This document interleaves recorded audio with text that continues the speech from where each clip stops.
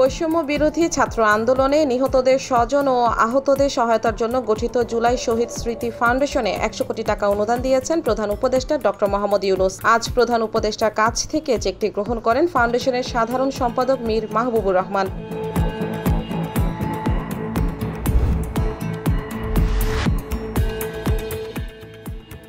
বৈষম্য বিরোধী আন্দোলনের সময় শিক্ষার্থী হত্যার ঘটনায় সাবেক প্রধানমন্ত্রী শেখ হাসিনার বিরুদ্ধে আন্তর্জাতিক অপরাধ ট্রাইব্যুনালের চিফ প্রসিকিউটর কার্যালয়ে আরও একটি অভিযোগ করা হয়েছে। এই নিয়ে শেখ হাসিনার বিরুদ্ধে ট্রাইব্যুনালের তদন্ত সংস্থায় 13টি ও চিফ প্রসিকিউটরের কার্যালয়ে 10টি অভিযোগ করা হয়েছে।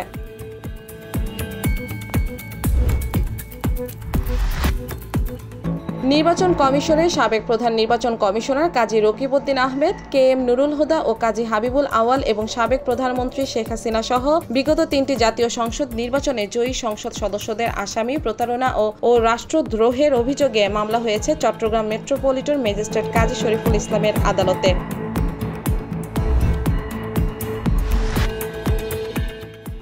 রিপাবলিকান পার্টির প্রার্থী ডোনাল্ড ট্রাম্পকে হত্যা চেষ্টার দ্বিতীয় ঘটনায় ট্রাম্প এই ঘটনাকে রাজনৈতিক রূপ দেওয়ার চেষ্টা করেছেন। কামালা হ্যারিস ও প্রেসিডেন্ট জো বাইডেনের উপর দোষ চাপিয়ে দিয়েছেন তিনি। ট্রাম্প বলেছেন কামালা ও বাইডেন তাকে গণতন্ত্রের শত্রু বলে বক্তব্য দিয়েছেন। তিনি আরও বলেছেন আমেরিকাকে ব্যর্থ রাষ্ট্রে পরিণত করবেন কামালা।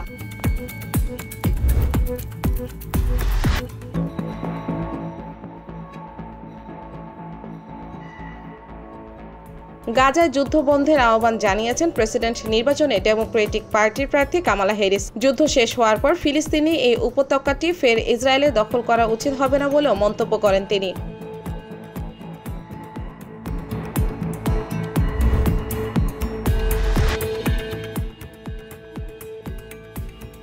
প্রেসিডেন্ট নির্বাচন কেন্দ্র করে কামালা হ্যারিসের বিরুদ্ধে গুজব ছড়াচ্ছেন রাশিয়ার এজেন্টরা। সাম্প্রতিক সময়ে গুজব ছড়ানোর তৎপরতা বেড়েছে বলে দাবি মাইক্রোসফটের। ভাইস প্রেসিডেন্ট ও আসন্ন নির্বাচনে ডেমোক্রেটিক পার্টির প্রার্থী কামালা হ্যারিসকে নিয়ে ষড়যন্ত্রমূলক ভিডিও চিত্র ছড়ানো হচ্ছে।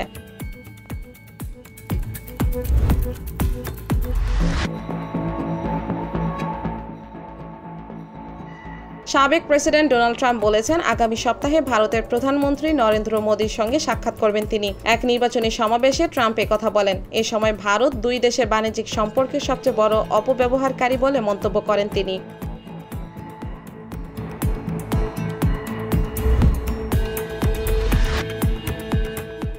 ফিলিস্তিনের স্বাধীনতাকামী সংগঠন হামাসের প্রধান ইয়াহিয়া সিনওয়ার বলেছেন ইরান সমর্থিত আঞ্চলিক মিত্রদের সহায়তায় আরও প্রায় 1 বছর ইসরায়েলের বিরুদ্ধে যুদ্ধ চালিয়ে যাওয়ার উপকরণ হামাসের কাছে আছে। ইয়েমেনি মিত্রদের কাছে পাঠানো এক চিঠিতে তিনি বলেন সর্বশক্তি নিয়োগ করে দীর্ঘমেয়াদী যুদ্ধের জন্য আমরা নিজেদের প্রস্তুত করেছি।